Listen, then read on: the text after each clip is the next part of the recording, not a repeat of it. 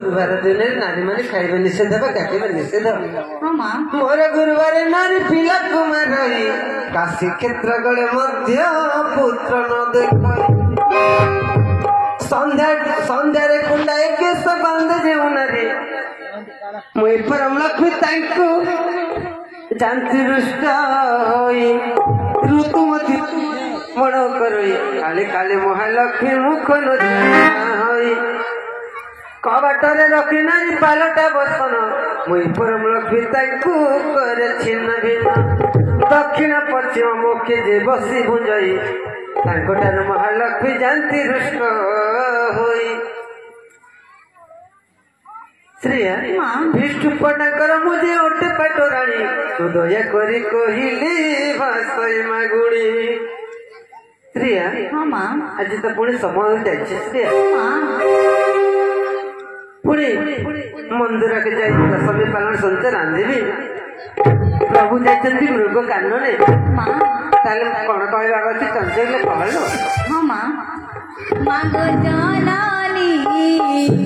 व्रतरा विधान दिया बताई मां गो जनानी व्रतरा विधान दिया बताई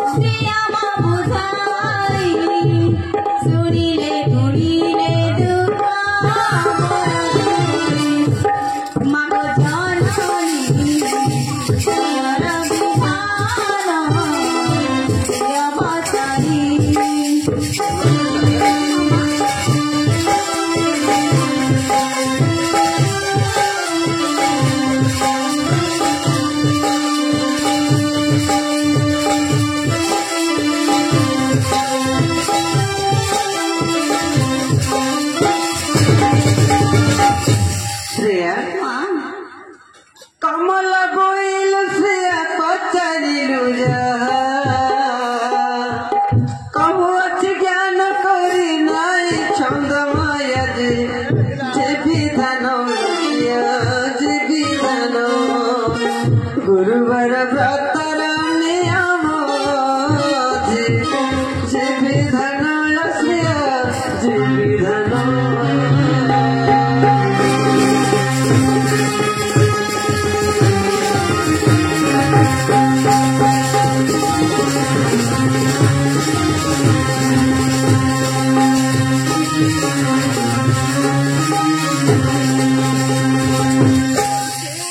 ସକାଳୁ